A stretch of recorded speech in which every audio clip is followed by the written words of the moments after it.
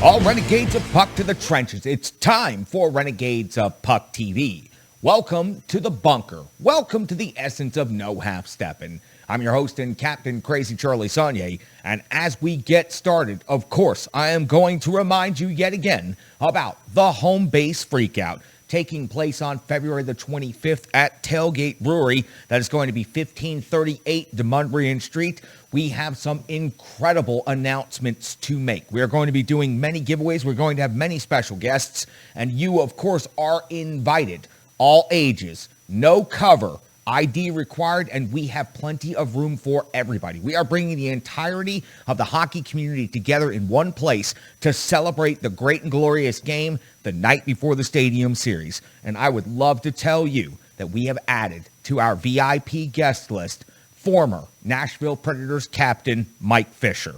That's right, Mike Fisher is going to be joining Eric Young, myself, Allie Lacombe, the Ultimate Predator, Dan Bradley, J.R. Lind, and so many others live and in person at Tailgate Brewery for the HOMEBASE FREAKOUT. We cannot wait to see every one of you out there. And I'll go ahead and add on to that, guys. I'm going to go ahead and give away a Renegades of Puck home jersey and a Renegades of Puck road jersey at the event. And that's just the beginnings of the giveaways. Now, listen, we're going to talk a lot about HOMEBASE FREAKOUT. So please share those links, pass that information around, and let everybody know out there. This is a great one-night positive event where everybody can come together. It doesn't matter who you work for. It doesn't matter what's in the past. This is about us coming together as a city to celebrate the great game of hockey. Now listen, we also have merchandise available already for the HOMEBASE FREAKOUT, as well as a myriad of things you're going to be hearing about. So go to renegadesofpuck.com, and of course right there you'll find access points to everything you need to know about the Renegades of Puck, including a brand new section about the HOMEBASE FREAKOUT. You'll find our merchandise link, and we would appreciate if each and every one of you would purchase some HOMEBASE FREAKOUT merchandise. You see these brand new t-shirts. They come in multiples of colors. They come in multiples of styles. We have done an incredible job of getting everything in the store and ready to go so we can celebrate the HOMEBASE FREAKOUT together. We also have all of the other Renegades of Puck gimmicks that you're familiar with. Of course, we still have socks, throw pillows, and our original t-shirts in the store that you can always check out. Remember, the Renegades of Puck have sold out so that you can buy in. Now, we would appreciate if you would go to social media, share all of the links about the HOMEBASE FREAKOUT, but also share Renegades of Puck TV and share all of the different information about the Renegades of Puck. You can do that easily by subscribing to YouTube. Many subscribers now. We are doing such a good job of building that up, and we are so thankful and appreciative. Facebook, Twitter, Instagram. These are all social media platforms that we are active on a daily basis. You can also find the show typically on SoundCloud in full audio format and Twitch. That is our behind-the-scenes live stream that we use to get the information out quickest to the Renegades of Puck, but we also allow you to see what happens behind the scenes, and if there are any mistakes or second takes, it's where you're going to see them actually happen, because we put the fully produced version of Renegades of Puck TV up on YouTube as soon as we can. So all of those platforms, all of those different ways, that is how you can help support the Renegades of Puck in one way, finally. And I would like to give stick taps, love, and respect to our new partner, Josh Hobbs. Thank you so much. Josh went to Venmo, he scanned the QR code, and he gave a donation to help make sure the Renegades of Puck can keep things moving in the right direction. Sure to appreciate that, Renegade. Anything that you can donate to help us out, built by Renegades for Renegades, we need your support. So anything you can lend to help the Renegades of Puck continue building out the bunker, continue adding to the trenches, we sure would appreciate it. Believe me, you will see the efforts out there when we get to the HOMEBASE FREAKOUT. Now, of course, you're here for the no half-step in hockey coverage, so let's get right into it. It's less than 24 hours to turn things around.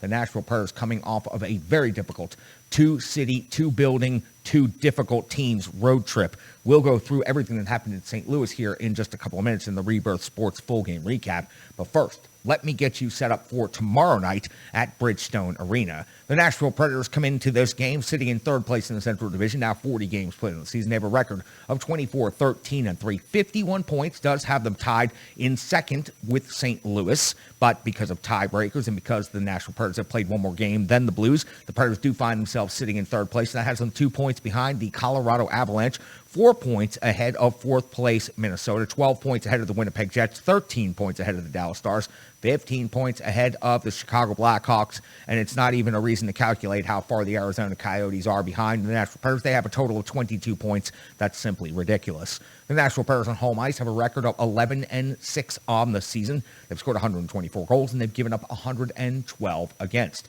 Once the Nashville Predators wrap up this game against the Vancouver Canucks, the next opponent, they will face off against the Winnipeg Jets at home on Thursday and wrap up the end of the three-game road trip against the Detroit Red Wings on Saturday night. Heading out to Seattle on the 25th, then Edmonton on the 27th. The last game before the scheduled break of what was to be for the Olympics comes up on the 1st of February when the Nashville Predators will face off against these same Vancouver Canucks one more time. So for the Nashville Predators, they have faced off against the Vancouver Canucks one time already this season. It was back on November the 5th, and they defeated the Vancouver Canucks 3-2 as Roman Josi and Matt Duchene with a goal apiece, but Philip Tomasino scores with 45 seconds left in regulation and gets the game winner. Mikhail Granlund 2 assists in this one. UC Saros takes the victory, going 26 out of 28. And I mentioned they will play one more time. That comes up on February the 1st. That'll round out the regular season series. Now, this Vancouver Canucks team is not very good whatsoever. If it wasn't for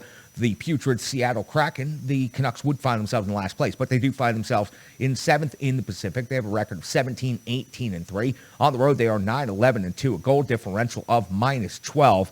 And it doesn't look good. No matter what sample size you take a look at, we'll go back and see the last 5. That takes us back to January the 1st. Because of all of the cancellations, postponements, and delays in their schedule, they have only played 5 games since the beginning of the year. On the 1st of January, it was a 5-2 win at Seattle. They followed that up 10 days later with a 5-2 loss at the Florida Panthers, then a 4-2 loss at Tampa Bay, a 4-1 loss at the Carolina Hurricanes, and most recently on the 16th, it was a 4-2 win at the Washington Capitals. Thatcher Demko picks up the victory in that game for the Vancouver Canucks, 31 out of 33. Taking a look inside the NHL numbers and rankings for these two clubs, yes, the Nashville Predators have an advantage in most statistical metrics, but we have seen against the Buffalo Sabres, the Montreal Canadiens, the Chicago Blackhawks, that if the Nashville Predators do not show up on a given night, then they are not going to find themselves being successful. Let me give you the rankings and the numbers to get you set up just so you know what the Preds are heading into. The Preds are at 3.08 goals per game. That's 14th best in the NHL, while the Vancouver Canucks at 2.50 is 28th best in the NHL. Goals against, the Preds rank 11th, while the Vancouver Canucks rank 15th. Shots for, the Preds are 23rd, and the Vancouver Canucks are 11th. Canucks are 16th in the league in shots against, giving up 31.5 against per game, while the Nashville Predators are giving up 31.3 per game. Now, special teams, of course, you don't expect the Vancouver Canucks to be very good, and they're not. Their penalty kill is dead last, 32nd in the NHL. They've given up 36 power play goals against, and they are only killing off 67.6% of the penalties against. Their power play is ranked 12th, and they do have some impressive high-skill individuals who can put the puck in the net. The Nashville Predators special teams, their power play comes in at 5th, so you should have a distinct advantage in favor of the Nashville Predators in the special teams category when it comes to the Preds power play versus the Vancouver Canucks penalty kill. Now, I mentioned high-skilled individuals. Well, the Vancouver Canucks, of course, has a couple of them. JT Miller leads the team in scoring at 12 goals and 26 assists for 38 points. Hughes, 2 goals and 28 assists for 30 points from the blue line. Garland's at 10 and 14 for 24. Bo Horvat at 13 and 10 for 23, and he usually has very good games against the Nashville Predators. Pedersen, 8 and 11 for 19, and in net, expecting to see Thatcher Demko, 16, 14, and 1, a 9.15 save percentage, and a 2.67 goals against average. After tonight's game, Roman Josi has moved over 40 points, and that has put him in some pretty significant milestone areas as an individual for the Nashville Predators. Roman Josi now at 13 goals and 27 assists for 40 points on the season, leads the Nashville Predators. Of course, vote for Roman Josi for the last man in on the All-Star ballot. It's a shame it came to that, but as predicted, they simply did that just so they could use his face and likeness on all of those graphics for that vote. Matt Duchene second on the Preds in scoring, 17 goals and 18 assists for 35 points. Mikhail Granlund, 5 goals and 28 assists for 33 points. Ryan Johansson now has 11 goals on the season, 31 points overall. And Philip Forsberg has 19 goals to lead the Nashville Predators at this time, and also now is at 30 points. UC Saros took the loss, and frankly, I have to say, I think he's been receiving entirely too much workload as of late. They need to get him to the break and get him the rest in the big month of February. Saros is 20-11-2, a .923 save percentage, and a 2.43 goals against average for the Nashville Predators. They've had a couple of very difficult opponents since the loss to the Buffalo Sabres. You go into Boston, that's a tough rink to play in. You come out with a point where you failed to get started right away. That's a good job. Now in St. Louis, different story. Counterpunch by the Blues was a little too much and a little too overwhelming, and the Nashville Predators simply didn't have enough to come back in this one. They've got to bring their jam, they've got to bring their A game, and they've got to get right against this Vancouver Canucks team. It's now time for the Rebirth Sports full game recap. Rebirth Sports. Just go to rebirthsports.com or find them on social media, Facebook and Twitter. Renegade couriers have been dispatched across the hockey landscape for the last 2 weeks now, delivering Rebirth Sports Renegades of Puck hockey jerseys. We are so incredibly thankful to have such great partners in the trenches with the Renegades of Puck. They have given us a home jersey and a road jersey to give away completely for free at the HOMEBASE FREAKOUT, and they have helped us with what I think is one of the greatest promotional stunts in radio podcast history. Giving away personalized hockey jerseys, having them hand-delivered by couriers, handwritten notes from the captain of the Renegades of Puck. That's how you do it, my good Renegades, and we couldn't do it without a great partner like Rebirth Sports. You see the home jersey right here. You've seen the road jersey on the last couple of shows. They are such incredible partners, and I am so thankful, so lucky, and so appreciative to get to work with such great people. And it's not stopping there. We've got some big news coming very soon from Rebirth Sports. But for right now, I'll just leave that as a good professional tease. Let's get into the Rebirth Sports full game recap. It was 1/17 of the year 2022, and the Nashville Predators were in St. Louis to take on the St. Louis Blues with first place in the Central Division on the line. John Hines deployed his lines as following: Cousins, Johansson, and Cunnin, Forsberg, Granlund, and Duchene, Trennan, Sissons, and Jeannot, better known as the Herd line, Tolman and McCarron and Tomasino, your defensive pairings, Yossi and Carey, Harper and Benning, Borowiecki and Myers. UC Saros gets the start against the high-powered St. Louis Blues. 1:17 into the first period, and it's Colton Parayko driving to the net hard. It has to be stopped by Saros. Myers definitely helping out with the stick check. 2:05 of the first period. Sissons gets a low slot drive and has to be stopped by Husso at 4:05 of the first period. Ryan Johansson's got his 11th goal of the season. It's a backdoor slam off of Duchene's perfect setup, giving the Nashville Predators a 1-0 lead in St. Louis. At 6:22 of the first period, Schen's off to the box, 2 minutes for tripping. Bortuzzo then finds himself also off to the box, 2 minutes for kneeing on Roman Josi. And I've got to tell you, if there's one penalty that I think is just the absolute most disgusting thing in the league, it is kneeing. This was dangerous, and you almost took out a potential Norris Trophy finalist and winner on this play. 5-on-3 for the Nashville Predators for 1 minute and 31 seconds. Forsberg is shooting everything. He's a one-man shooting gallery out there, but unfortunately for the Nashville Predators, unable to convert. But check this statistic. Through the first 8 minutes of this game, the Nashville Predators not only leading 1-0, but out-shooting St. Louis 12-0. 12-0 in just 8 minutes. That's a much better start than the Nashville Predators had in their previous game in Boston. 10:46 in the first period. Harper versus Bortuzzo, 5 minutes each. And somewhere Victor Arvidsson definitely smirked just a little bit about that.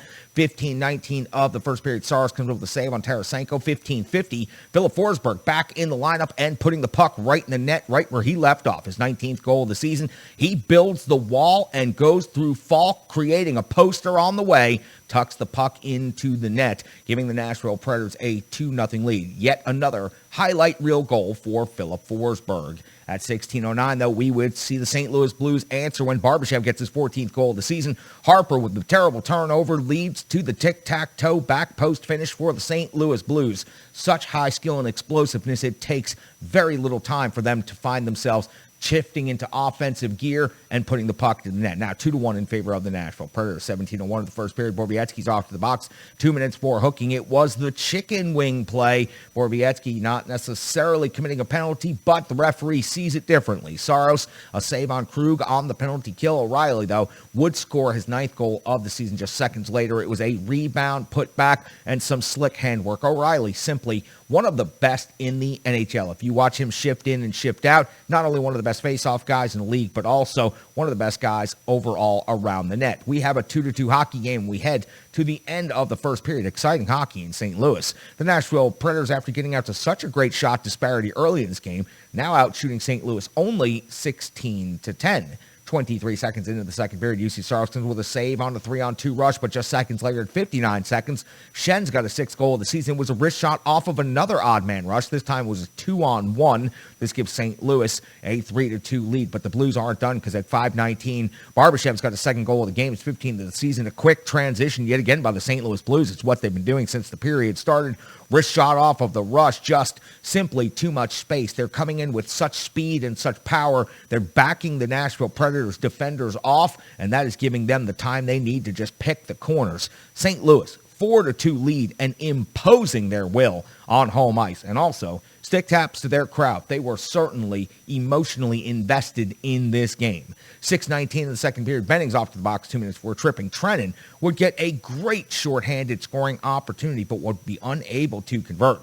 We go to 12:21 in the second period. Perron's off to the box, 2 minutes for holding.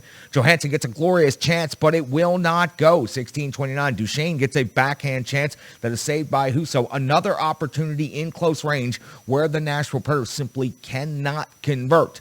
We hit the end of the second period, the Nashville Predators are out shooting St. Louis, now just 23-22, but they are trailing, looking to make a big comeback in the third period the night before another game in home ice. That doesn't look very good going into the third period because St. Louis is just controlling the play as the first several shifts of the period come by. The Preds have no ability to gain any sustained pressure. This is pretty much how the sequence would go for several minutes. The Preds would enter the zone, the Blues would collapse, the play would be smothered, and the puck would go the other way. 6:22 of the third period. Schenn is off to the box, 2 minutes for tripping.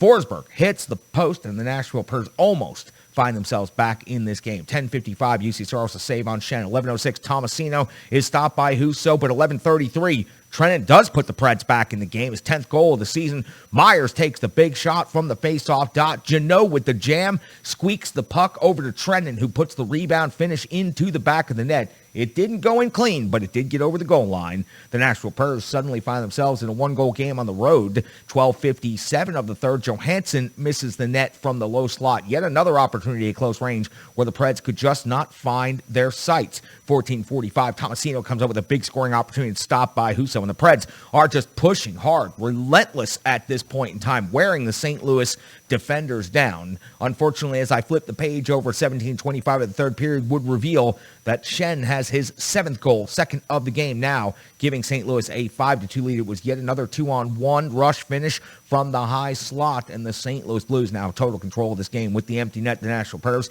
would be unable to generate any goals against, so the St. Louis Blues get out of this game with a 5-3 victory after being behind 2-0 early in the first period. The Preds would win the shots battle 35-29, but that is not what they give points for in the NHL. The Nashville Predators, by dropping this game clean to St. Louis, fall out of first place, allowing the Colorado Avalanche to jump both teams and the St. Louis Blues also to catch up to the Nashville Predators. So the Nashville Predators go from first place to now sitting in third place in the Central Division, and will have another game in less than 24 hours against the Vancouver Canucks. UC Saros was 24 out of 29 in this game, and I have been saying it a lot as of late. I feel that he is overworked. He needs a break. There is a huge break coming up in the schedule where the NHL was supposed to be going to the Olympics, but now they're not going to the Olympics. They have not added any games that need to be made up. The Predators do have a handful of games that still need to be rescheduled. So far, the league has not announced any of those. So as it stands right now, the Nashville Predators are just a couple of games away from a substantial break. UC Saros, for his first season as a full-time starter in the NHL, is frankly being overworked at this point in time. Nostradamus has talked about it quite a bit as of late. Thought that we would see the backup goaltender in there in St. Louis tonight, with UC Saros getting a start tomorrow against Vancouver, but that's not how it went. Mosh, give me your analysis of everything that happened tonight between the pipes. He is the starting goaltender of the Renegades of Puck. You can find him on Twitter at GreekGoalie35. Tell me all about it, my friend. Thank you very much, Charlie. The Preds' 7-game winning streak against the Western Conference comes to a screeching halt at the hands of the St. Louis Blues. A tough game in St. Louis for the Nashville Predators. Have to turn right back around, of course, and get this one behind them to face the Vancouver Canucks. And it wasn't the 40 shots on goal that we've been talking about this time around. It was the quality of shots against the Nashville Predators. 29 shots against Saros. He stopped 24 of them. The problem is that they hung him out to dry on many occasions on this night. The first goal, of course, terrible turnover behind the net. We talk about Ben Harper and his turnovers in his own zone. That was example number one right there. Turns it over. St. Louis gets a tap-in goal to get the game back to 2-1 right after Philip Forsberg scores that fantastic goal to put them up by 2. Second goal, power play goal, rebound.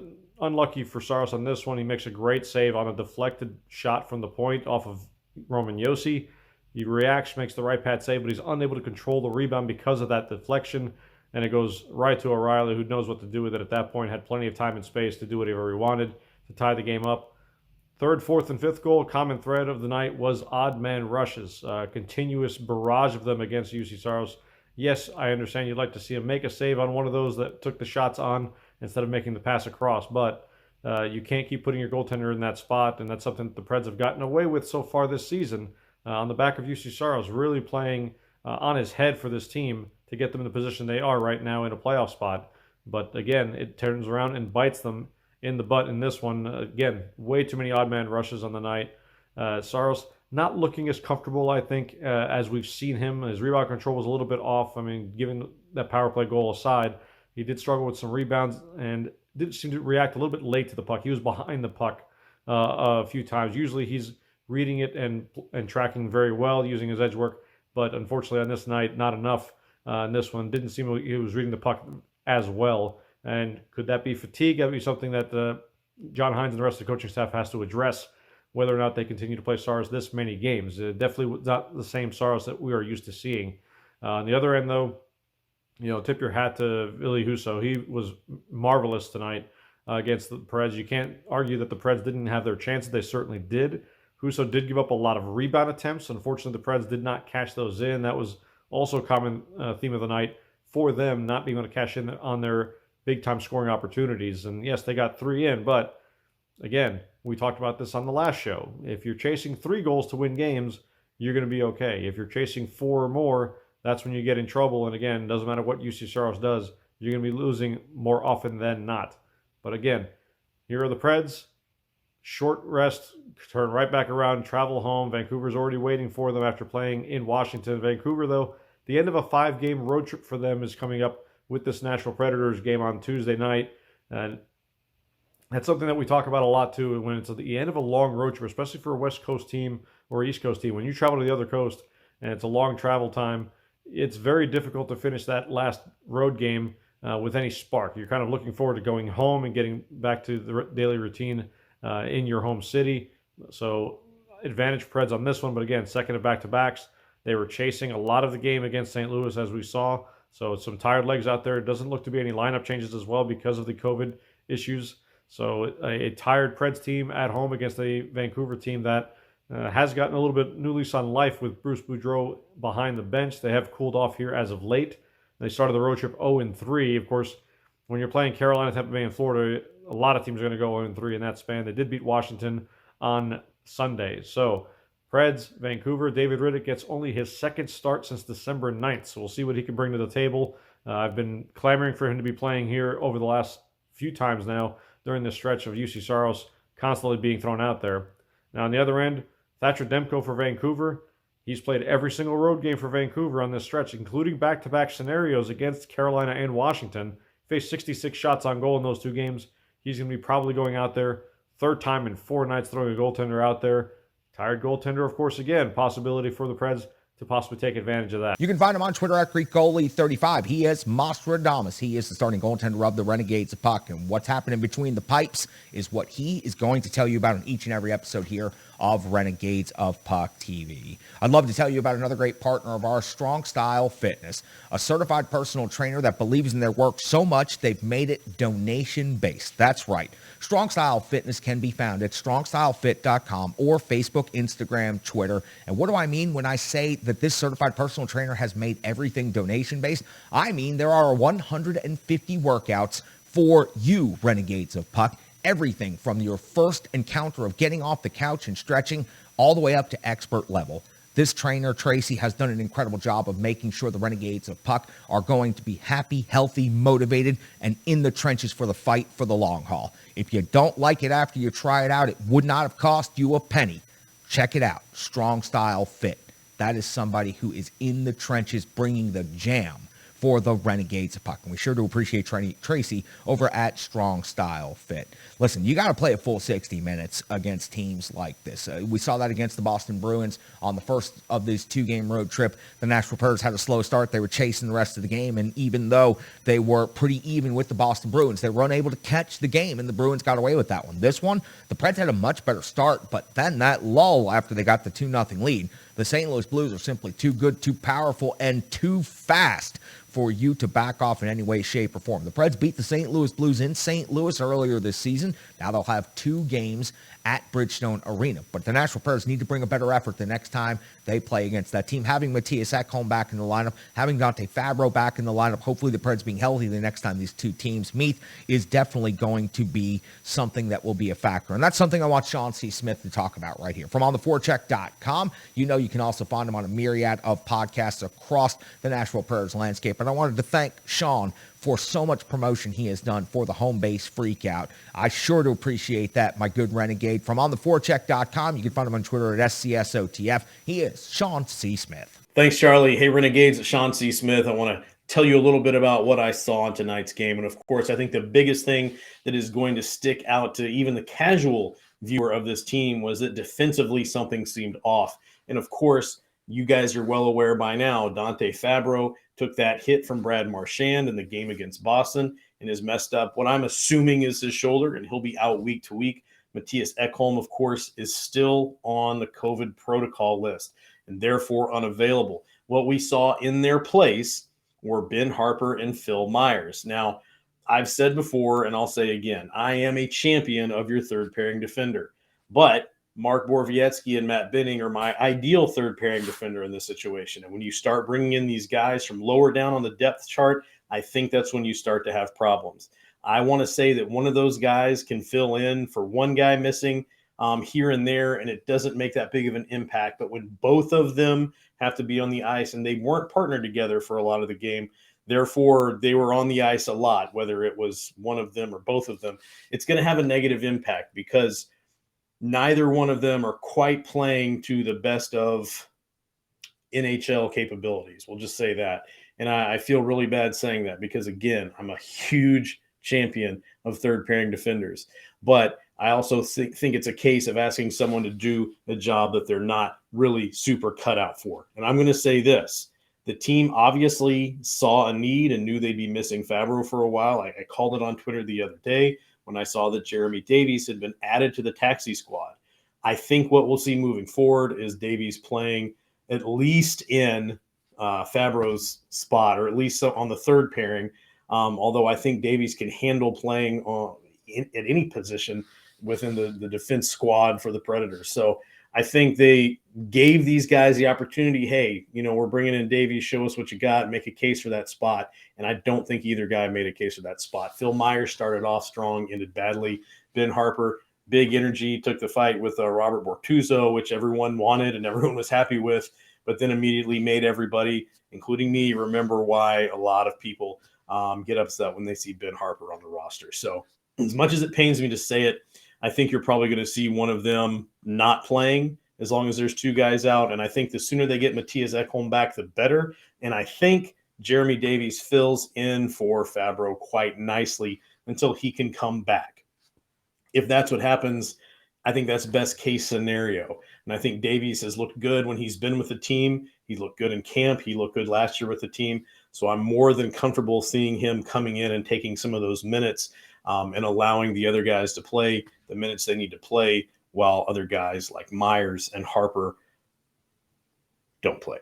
So that's about what I'm going to say. Other than that, let's be realistic here. 2 big goals quick, that's great. But we've seen this team coast before in the past, and it never works out.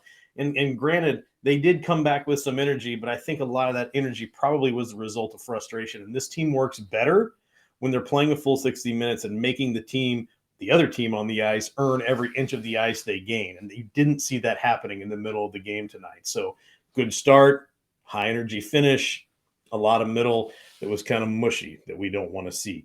You need to make things a little bit harder and toughen up and play the minutes the way they need to be played. So that's all I've got to say, Charlie. I'm going to throw it back to you. You can find him on Twitter at SCSOTF. You can check his workout at ontheforecheck.com, and you can meet him at the HOMEBASE FREAKOUT. Sure to appreciate Sean C. Smith jumping in the trenches with us. Stripe Digital is the last of our partners that I want to tell you about today. And Stripe Digital Solutions has stepped up the way no Renegade has ever stepped up before.